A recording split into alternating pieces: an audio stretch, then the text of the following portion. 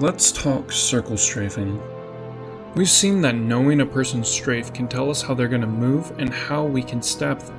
It's simple really. Watch your opponent for a bit, collect information, and stab. Why then does it feel so difficult, so out of reach? You're at the cusp of getting a stab and it just doesn't happen. Sure, we can blame the game for its less than favorable hit registration, but let's stop for a moment and make a detour into something the tutorials didn't prepare you for. The person you're fighting. The circle strafing tutorials dug their way into the mechanics of movement and how they could be exploited. But this was all groundwork for what was to come. The 5th video in the circle strafing series is probably the most important spy video you could ever watch. Everything until then was the mechanics of movement, but for his last video he explained, "You don't understand what the other player is doing. And this is what this video is going to focus on. The other player." Well, I just said the tutorials didn't prepare us for the person you're fighting. But let me explain. With your circle strafing knowledge, you've probably gotten a stab like this. But when you go for it again, what happened here? I guess it's time to go to the tutorials for answers. If you're familiar with part 5, it tells you what to look for. Weapon switching, corners, and particular habits. But how are we supposed to know both someone's level and identify these small changes in their movement? That's what I want to focus this video on, recognition and how to do it. Because once you've mastered this skill, you'll be able to make things like this happen.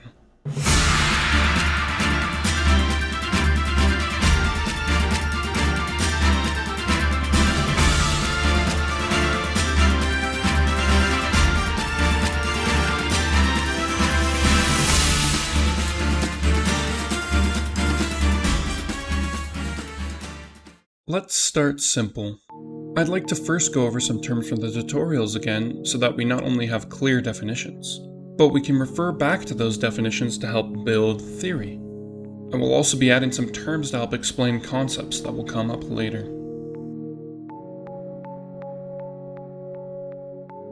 When a player is using just W and S, they will be on a fixed axis through the center of their crosshair. The way these players can move sideways is by using their mouse to orient this axis. This means that these players cannot move left or right in a flat horizontal line.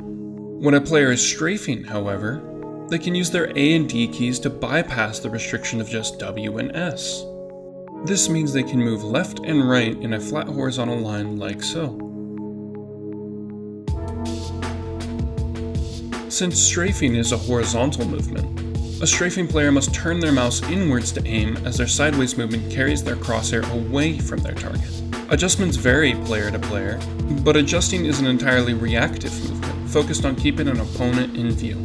The tutorials talked about adjusting consciously, which is good for circle strafing, but in terms of aiming, it is turning your crosshair away from the person you're shooting. This works well with recognition and the knife, since you aren't required to aim with melee weapons, but it fails entirely with hit scan.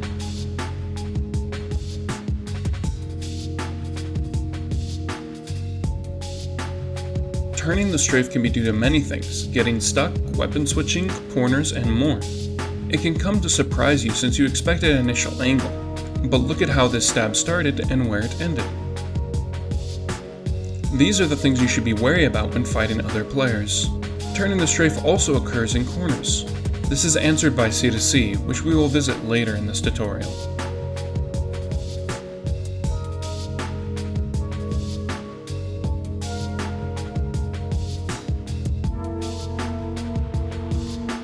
When a strafing player has their strafe blocked, they can edge out and change strafing directions. This is different than turning the strafe because the direction needed to stab these people does not change.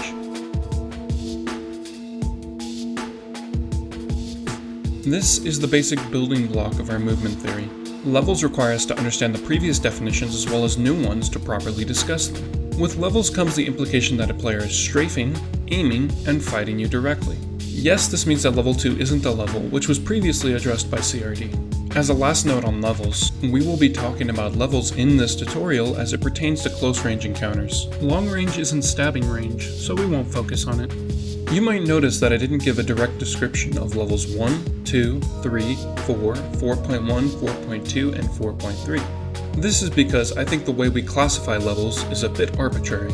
It can be extremely difficult to tell what is and isn't a level 4 when your only definition is someone who goes around you. How can we tell that someone went around us consciously, or it wasn't due to a corner or any of the other habits that were mentioned earlier?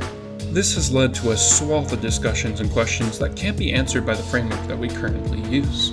By defining what a level is, we have inadvertently solved this problem. Note the fact that a level must have specific adjustments. This means that all players in one level will adjust in roughly the same area. With this focus on adjustment, I'd like to introduce a new way to visualize movement in terms of adjustments.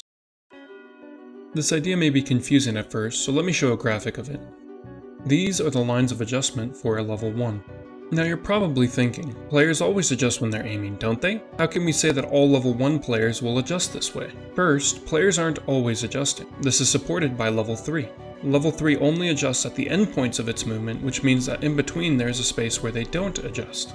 Depending on the level, there is no need to adjust in certain places because your opponent is right in front of you. If people just looked away from you while you were in front of them without any regard for putting their crosshair on you, then they're not aiming at you. And as we've said before, a level is about strafing, aiming, and fighting you directly. If someone is not aiming at you, then they're more than likely to get matadored. This tells us that adjustments occur within a range depending on players, but they will happen in an individual place. As an example, pay attention to this clip. The pyro isn't adjusting, and that actually can make you feel the need to adjust. You know to keep the spy on your screen that there is a specific spot where you need to adjust. Second, when it comes to level 1 players, once you start to move off their screen, they have to adjust. That just makes sense. While you're still in front of them, however, there is no need to adjust. In each level, adjustments occur for one reason and one reason only: to aim at you. If you stay directly in front of a player and they stay directly in front of you, there is no reason to adjust. Well, with level 1 players, we know we can get a stab like this, right? This is another key thing we have to keep in mind about lines of adjustment. The lines of adjustment can get closer together the closer you are to your opponent. This is why stabs like these happen. Your opponent's FOV is limited, and hence the closer you are to them, the easier a strafe can put you off their screen. This consequently necessitates an adjustment. With a better idea of what the lines of adjustment are, how do they help us? How can they prevent us from getting confused? Let's see how it can help declutter movement. Take a look at what happens here. The scout goes around me and I go for a level 4 stab. He's using the babyface's blaster, so I go for a very wide level 4 movement. But this guy was not on level 4. When we slow this down, we can see that he in fact didn't adjust when he got around the spy. In fact, his lack of adjustment tells us that he wasn't fighting the spy until right here. Following this, we can visualize roughly where his lines of adjustment lie. With this knowledge, we can anticipate where he will cross his line of adjustment and where the spy can outstrafe him with a long range strafe. Next example. The scout started by going around the spy and a level 1 stab worked. Why? As in the clip before, we can deny his first movement as a level 4 as the fight starts here. Still, this guy starts fighting from really far away, so we know that the lines of adjustment are much farther apart. This is no longer true when we get close. These lines have given us a clear insight into something that may have been misidentified as a wide level 4 strafe. Last example. This demo charges in from extremely far away and gets behind the spy. That's a clear indication of level 4, right? Well, not really, because immediately after this the demo backs off. We can even see him fall back to strafing towards his lines of adjustment to start aiming at the spy. These lines tell us that a level 1 stab is our answer. Before we finish with level 1 lines of adjustment, let's address another confusing thing that can happen with level 1. From experience we know that the closer we get to a player, the closer their lines of adjustment become. We can use this to our advantage by letting the level 1 get to our side. This will make them cross a line of adjustment and adjust inward. This is how inside level 1 stabs work. Okay, so we get that. However, it can become confusing how to keep track of the lines of adjustment for these kinds of people. Level 1s who turn the strafe. It can feel like the other player is able to avoid crossing their lines of adjustment by just running at you or backing away. What's going on here? Well, we know a level is defined by a strafing behavior with specific adjustments, but these players aren't adjusting at some points. This is what we can label as an inconsistent strafe. This means that they're not strafing constantly and instead choose to sometimes default to just W or S. Since people who use just W and S can only be countered by a matador, and people whose strafe can only be countered by a circle strafe, inconsistent strafes can only be stabbed by the correct stab, given what they're doing. One counter to this is to put yourself directly in front of the other person like this clip from the tutorials. Since the level 1 can no longer lose you by running without strafing, The lines of adjustment make the inside stab applicable. This is not the only counter to this movement. You can sometimes get these people with a turned level 1 stab, or you can just flat out Matador them. In these scenarios, a combination of both a Matador into a backpedal stab can catch either inconsistency. And that's it for level 1. Alright, next level. Level 4. A level 4 will adjust once they feel like they've gotten behind you. That must mean their line of adjustment goes right through their opponent, like so.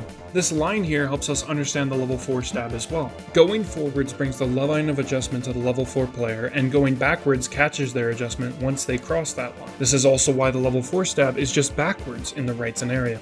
The other player will cross their lines of adjustment by themselves, and all we have to do is go backwards. When this doesn't happen, that means that the strafe has edged out. In terms of lines of adjustment, this means that something is preventing the level 4 from reaching the side of their line of adjustment. As a result, they will have to circle back and try to go around from the other side. They will always have to cross that line of adjustment in order to move around you. Take note that no matter if it seems they're backing off, they are really attempting to get around you and reach their line of adjustment. So now that we have all these new definitions drawn out, we have clarified the previous definitions of level 1 and 4. Whenever we see someone moving now, we'll be looking for their lines of adjustment. This will be the fastest and most effective way to identify someone's level. But there's a problem. When you get out of the theoretical side of lines and arrows, you could find yourself confused by the myriad of movements. I mean, what the hell? This guy looks like he got level 4 stabbed in the first clip, level 1 stabbed in the second clip, and Matadored in the third. It seems like his lines of adjustment are everywhere and that they change constantly. Learning to see movement in this game is confusing. I mean, we're not talking about this, or this, we're talking about this. So here is our new dilemma. How can we, in a relatively short amount of time, sort through all the motions someone is performing? I said earlier that the lines of adjustment help us declutter movement, but how can we learn how to use them? Well, a good place to start is to watch for that adjusting motion. A player will either go from looking away from you to looking towards you, or from looking towards you to looking away. When a player adjusts, we know that they must have crossed a line of adjustment. If they aren't adjusting where a certain level would adjust to aim at you, then it is safe to assume that there is a reason for it. Sometimes the person could just be aimless. Players who can get matadored are players who hit the W key instead of strafing. They move in the direction they are aiming without any motion perpendicular to it. From the definition of strafing, we can see that when players are not strafing, they can only move in the directions parallel to their crosshair. This is how we can identify players who could be matadored. Since they are moving only in the direction of their crosshair, it is easy for them to lose here. A lack of an adjustment while strafing can be a sign that the player has bad movement and/or aim. Another thing to note is that players do not adjust properly to aim at you if their level does not have a line of adjustment in that place. A level 1 who accidentally goes around you will not adjust in the same place a level 4 will adjust. This is clear to see from the lines of adjustment. You can use this to test the level of a player. A player being able to keep track of you as they go around you is a telltale sign that they are using a level 4 movement. If they are not looking at you at all, then we can assume some other movement is occurring, which could be this movement pattern, level 3. Level 3 is interesting because its lines of adjustment look almost exactly like level 1. These two lines indicate the two spots where level 3 is strafing between. The only difference here is that the level 3's lines of adjustment are not dependent on where their opponent is. This is why it can look like they don't adjust when you intercept them between their 2 points. You can also go for where they adjust at the ends, but this allows them to use another level like level 1 or 4 and possibly get away. In order to sort level 3 from other movements, it is best to spot where your opponent's strafe is flat. This tells you they aren't adjusting and are just strafing sideways. It might be a confusing idea that level 3 can have another level associated with it, but this is because level 3 isn't exactly a level. Calling back to our previous definition of a level, we know that level 3 has no specific adjustments that are individual to itself. The lines of adjustment at the edges of a level 3's movement is simply the player returning to their regular strafe. So what is level 3 exactly? Let's introduce a new term.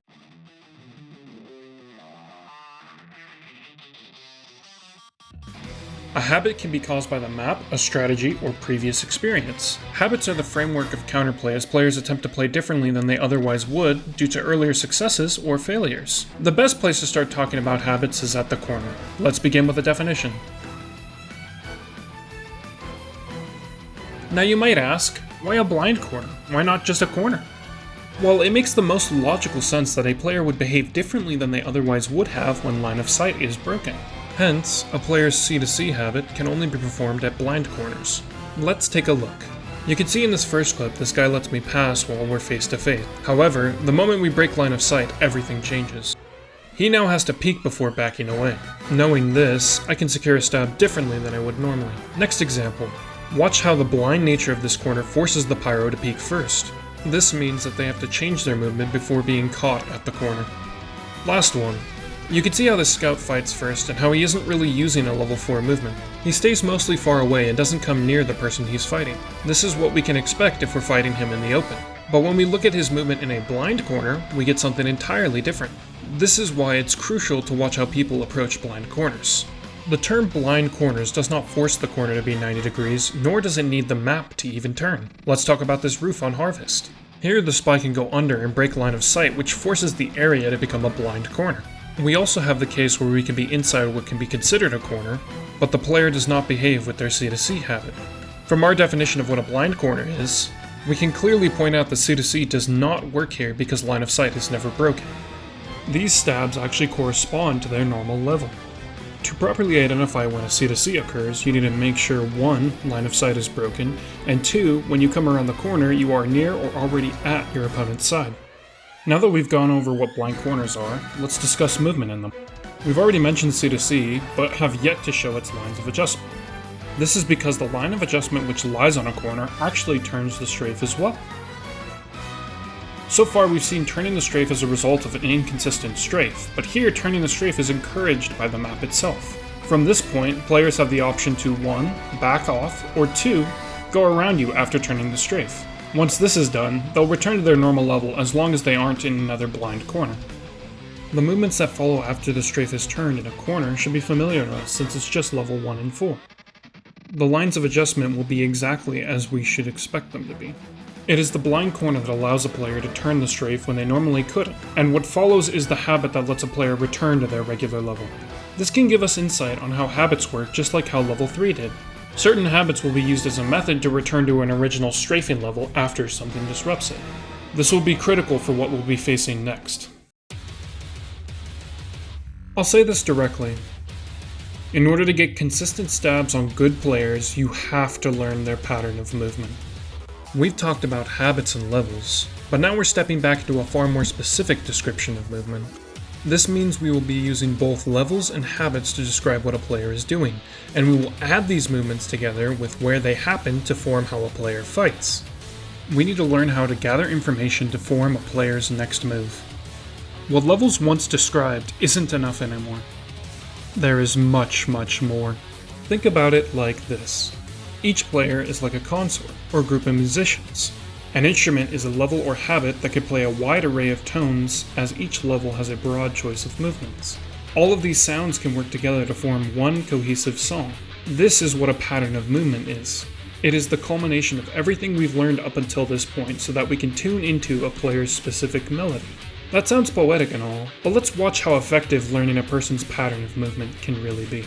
This NG is used to jumping down wide from the spot, so I expected a wide angle, but he jumps a bit more narrow than I would usually expect. This was likely due to him being stabbed in this place before and being more careful this time around. I want to try to get a stab on his shotgun, but it's pretty good at outstrafing me. Since it's pretty hard to get to him on his shotgun and he usually switches weapons anyways, I should aim for his pistol. This is a pistol that usually gets managed, so when I face him I should expect him to switch to it and get a managed Matador. Moving on, this specific pyro likes to jump around the corner, which I try to anticipate, but he air blasts me back. I know that his next pattern of movements will be to fire the flare, flame, and try to back off across the wall. I don't have much space to move, but I can go for the wall on my left and try for a stab. Fortunately for me, I was able to slip by and use my recognition to secure a stab. One more. It took me a long while to figure out how to outstrafe this scout's scattergun. Considering I couldn't get close enough to get the stab on his scattergun, I decided to aim for his pattern of movement. I knew that after a few scattergun shots, he would let me pass with his secondary. The walls here tell me exactly how wide I need to take my strafe, so I'm able to secure a stab on a pretty difficult to deal with scout. This is some pretty in-depth recognition, but the more information you acquire about a player, the easier they are to stab. You can move from a broad guess as to when and how wide their strafe will be, to a focused plan which you can optimize to make your stabs easier to get. So, how do we do exactly this? How do we go from having never seen a player's strafe to knowing exactly where and when they'll be at any point during your fight? We've already talked about spotting the lines of adjustment to identify levels and habits, but that's not where things end. It isn't even where things start. Let me introduce what I think is the way we should organize what we see in game.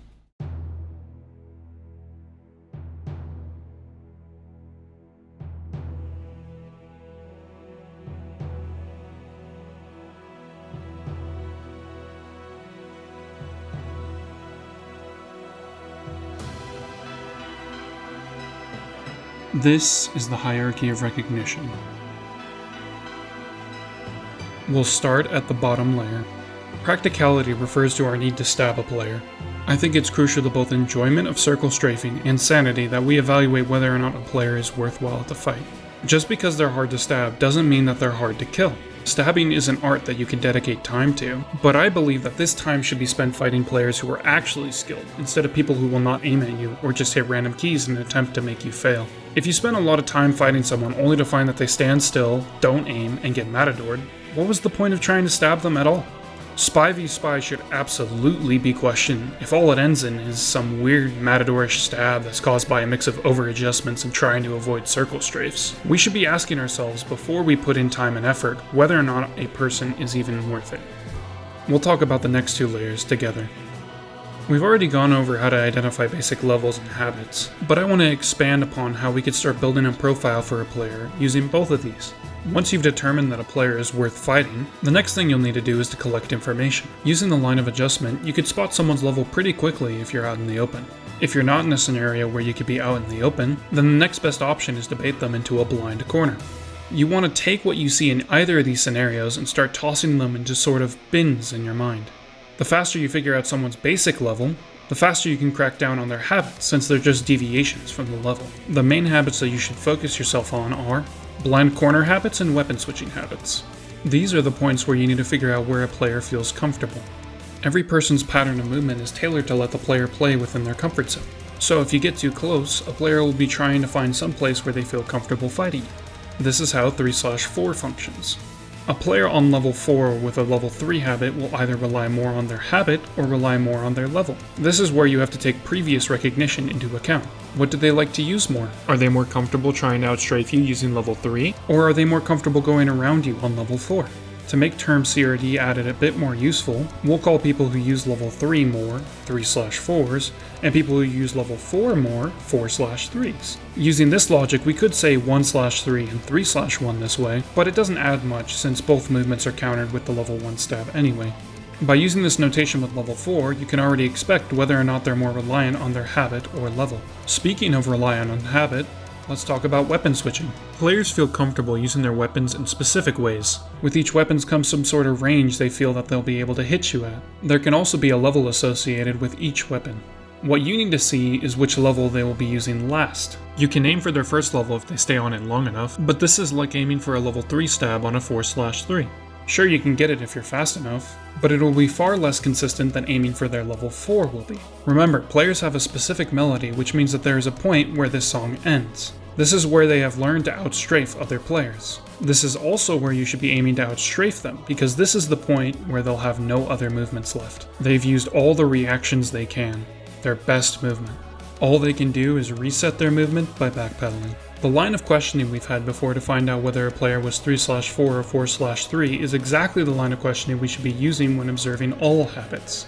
Ask yourself, where does this player feel comfortable? If I charge at them, what will happen next? If I catch them in a corner, what will happen? If they don't feel comfortable chasing me into a specific spot, what is their next movement? And hence, we arrive at the final tier of the hierarchy. Once you've answered all the questions that you can muster about a player's level and habits, you can start to piece together the player's order of movement. You've already narrowed down their general movement through knowing their lines of adjustment for their level. You have also put together when and where their habits occur and whether their level or habit is more consistent to aim for. You can now formulate a plan using this information to know what someone is doing at any point during your fight. This is the peak of recognition.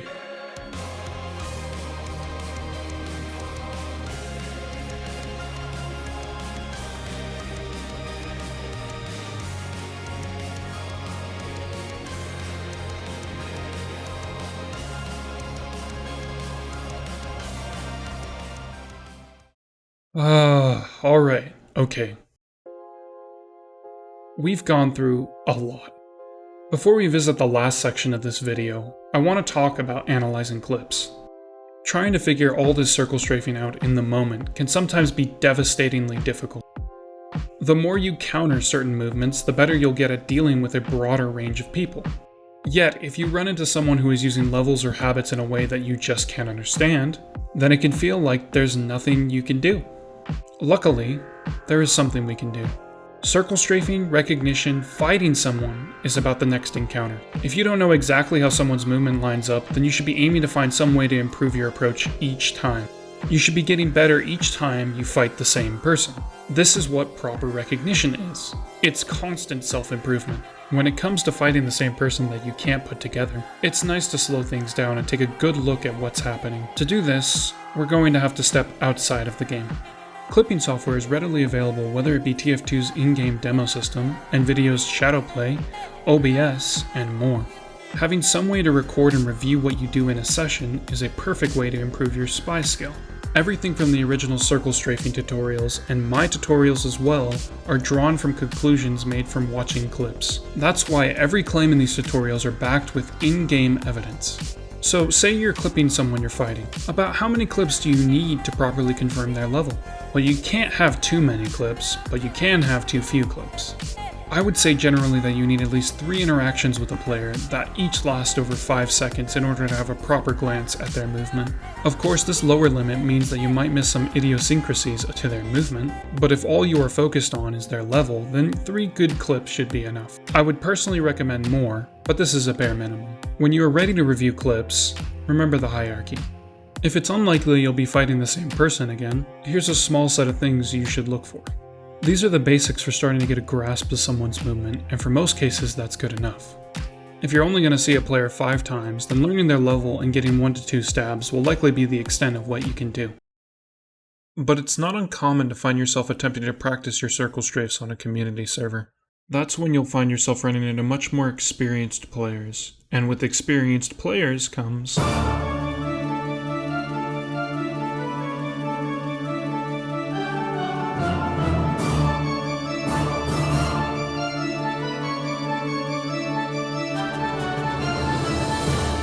The amazing levels are a category of movement that CRD described as having exaggerated strafes. Let's put a definition to this by observing what we see. Amazing level players, or ALs, can let you pass, so we know they have to be a level 4 of some kind. Yet they can cross you over and keep staying away from you almost like an untouchable level 1. Even if you get into an optimal position to stab, an AL can use their level 4 and edge out, denying you many angles that you think you're going to get. Even if you try for a managed matador, it just doesn't seem to work. It's like they always have some ability to read what you're doing faster than you can expect. And to add to all this confusion, when you're behind them, they can just turn the strafe and detach from you. If we're going to understand this movement, we're going to need to talk in terms of lines of adjustment. When you're at an AL's line of adjustment, they have 3 options of what they can do next. As we just explained, they can respond by crossing you over like a level 1, letting you pass like a level 4, or turning the strafe like at a blind corner. With all this in mind, let's define what an amazing level is.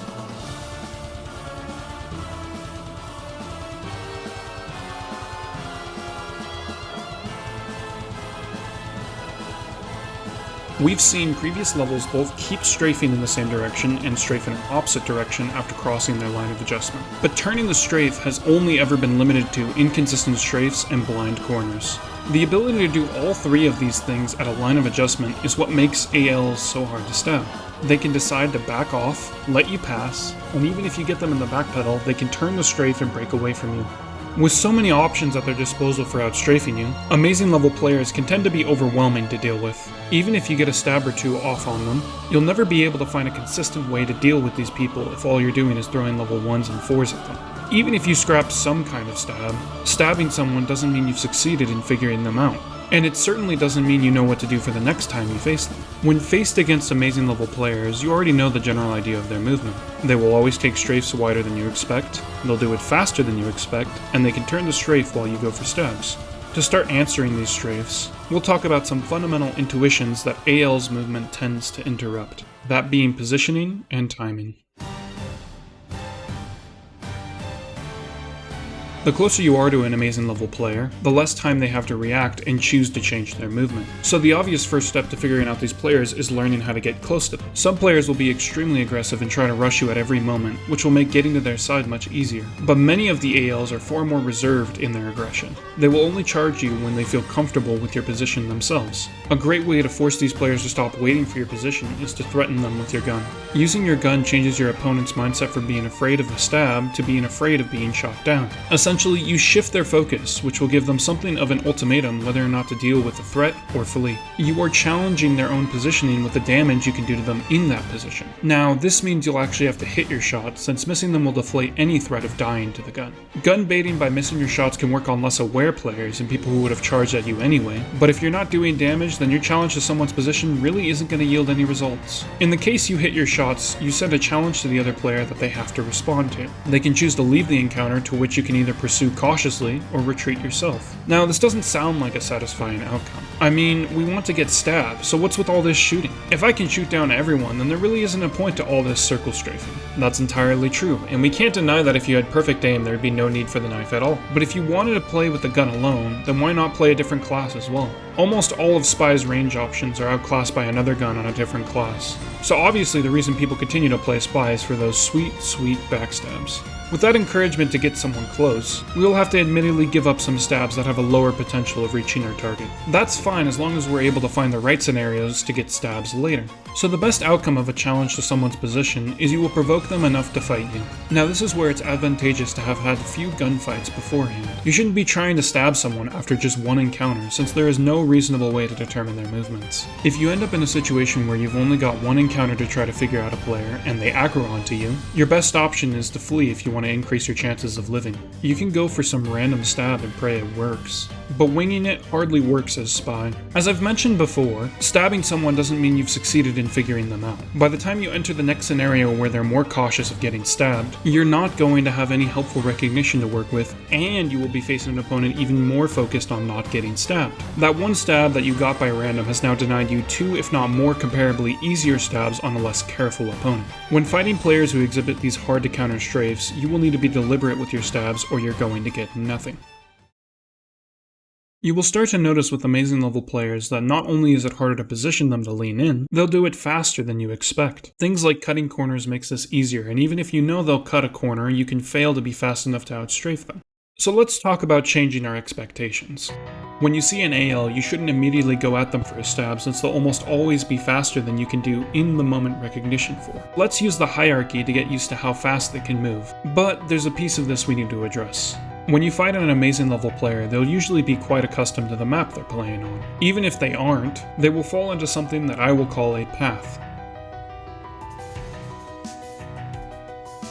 Knowing a player's path can be extremely helpful and one of the easiest things to do recognition for. All you have to do is make mental notes of where that player appears and how they get there. When it comes to learning a player's timings, you will want to know their path as well. This is why refraining from stabbing to watch them during the first few encounters can be a powerful tool in planning how fast you need to move. Knowing things about how long it will take an AL to move to certain places can tell you how to position and time your stabs. Although in the end, timing is inherently attached to your game sense. Everyone has an internal clock for how long certain actions will take. Amazing level players tend to use movements like 4.3 in order to end up in places that will trick their target's internal clock. Now let's ask ourselves how they're able to do this. Well, they do that by cutting corners. But here we run into a problem. We know from the tutorials that when line of sight is broken, a 4.3 has to rely on their C-to-C habit. So 4.3 players don't cut blind corners. They have to peek before cutting. They can use the same spot in different ways because the scenarios are different. Yet, some of the things that 4.3 players cut don't even make sense to call a corner. Since there is no way to really define these cuts on a corner, and all AL movements are made of this exaggerated strafe, then they can all look the same in these scenarios. I mean, look at this. What are they even cutting? Is this just their other level? We need a new definition to talk about 4.3 movement. Corners aren't always going to take effect, but instead there is a point in an AL's movement where the map takes over their strafe. We can describe this as an extra line of adjustment that they are able to have because of the map. These don't just happen at corners, but as we observe a player's route, we can see they turn the strafe to keep following their path. We will call the place where this extra line of adjustment appears as follows. This definition actually gives us a phenomenal description of 4.3 movement. Instead of being restricted to cutting corners and turns, 4.3s can cut anything that is along their path. In order to spot where their path modifiers are, you can use previous recognition to know where they're going to be and roughly when they will be there. Let's take a look at some more examples of this movement so we can get a feel for this new definition. Starting with this guy, I already knew he was an AL, so I backed off assuming he was going to try to cut in some way. Knowing I had already done some damage, it would make sense that he would go for the health pack. Since he's facing me like this when we start fighting, I knew that he would have to turn the strafe to position himself to fight me while going for the health. This means that his path modifier would lie right along this line, and would allow him to turn the strafe before backing off towards the wall. With all of this planned, I can now try for a stab before he completely backs off into the wall. In another scenario with this guy, I can assume he will want to take the same angle as he did in that last clip since it follows his path. Clearly he'd be wildly fast if he was able to cut this and then back off, since it's a double corner. I had to stay close to the corner and also pull the stab quite early to get this. Later, I find this guy jumping around the corner when he spots me. He doesn't feel comfortable in his current position, so he's going to try to move farther along his path so that he can put his back against the wall. This leaves him vulnerable since he can't cut as tightly as he just did without bumping into the planks. Planning for this lets me to have more than enough space to get there before he can and catch him as he reaches his path modifier. When you start to look over an amazing level player's movements, you will start to see these places where the strafe turns to follow their path. Just like how CRD mentioned getting an eye for movement for things like levels 1 and 4, you can also get an eye for paths. You will start to see common path modifiers many players use. This is where you can aim to intercept them and cut off their path. It takes a while to start seeing these things, so be sure to use the hierarchy and be patient with yourself. Considering how the tutorials lay out the amazing levels, you might have some questions about what a player does outside their own path. This is where we can assume the other amazing levels 4.1 and 4.2 become dominant in someone's movement. I will specifically address level 4.2 first. Since the tutorials didn't come up with a relatively satisfactory solution to 4.2, I've worked to understand the somewhat elusive movement. What I've concluded was that 4.2 is a relic of 4.3 being based off corners instead of path modifiers. Let's look at this player. As we can see here, 4.2 movement isn't a movement that is in established range. It's a 4.3 movement which is taken in a fleeing manner instead of a pursuing manner. This means that 4.2 and 4.3 are both using path modifiers and that the only one that matters is 4.3. I would also say that the 4.2 counter is just a restatement of the 4.3 stab to some degree. If you take a 4 strafe wide enough until it becomes just a backward strafe and end up at a path modifier of another player, then you would be performing the 4.3 counter. I won't continue to deliberate much longer on 4.2 at this point, since there's already a video that explains this that I'll link in the description. For the rest of this guide, I will not be recognizing 4.2 as a strafing level. Moving on, let's talk about the other amazing level, level 4.1. The tutorials attempted to explain what happens with this level and what it does, but without solid definitions it can be hard to recognize when you are facing 4.1 players. So let's get into some quick clarifications. We'll start with their lines of adjustment. Taking from what we know about this level, we know that they start by taking a wide level 4 strafe, backing off like a level 1, and then crossing you over. Hence, the lines of adjustment are the same as if we are combining the level 1 and level 4 lines of adjustment. Although you might be tempted to say 4.1 combines the two levels, we have to remember that these are amazing level players and hence they can also turn the strafe. A basic level 1 or 4 does not work even if we're saying we combine the lines of adjustment. Thus, they can't be backpedaled normally unless they choose to do so at their line of adjustment. This is the rarer case, but can explain when a 4.1 decides not to break away from you. This can get confusing, especially when you stab a 4.1 in the same way you'd try to stab a level 1. But remember, this is why we watch for their lines of adjustment. When a level 1 goes forwards to your side, they won't be able to adjust at the level 4 line of adjustment and will just back off instead. When a 4.1 gets to your side, you should spot them turning inwards like so.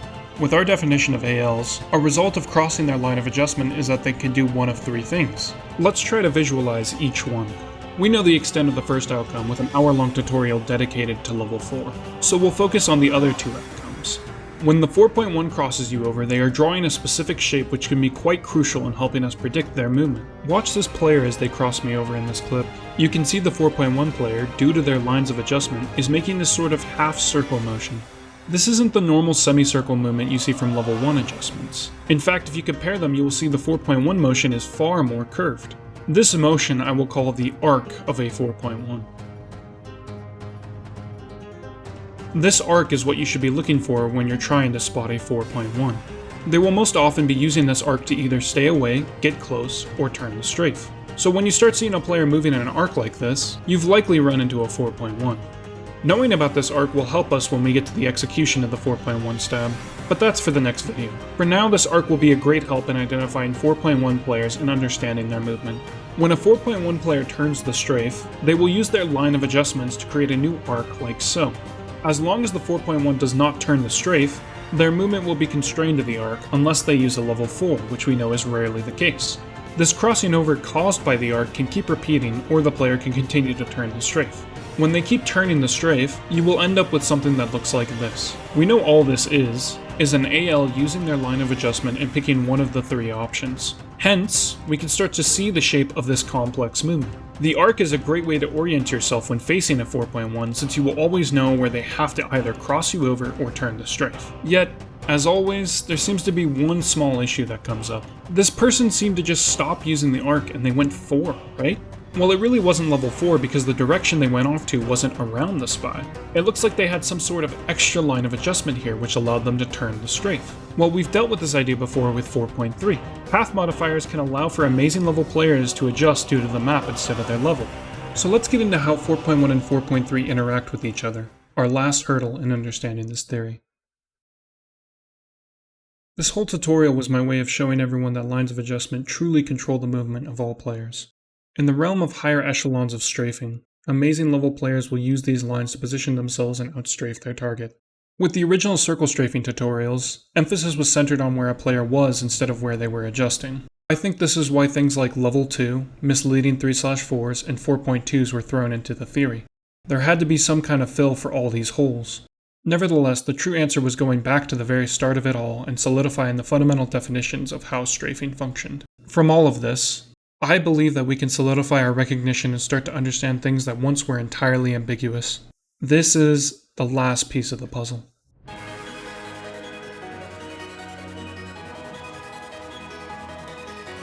Since level 4.3 players aren't restricted in only cutting corners, you can begin to start seeing stabs that look like this.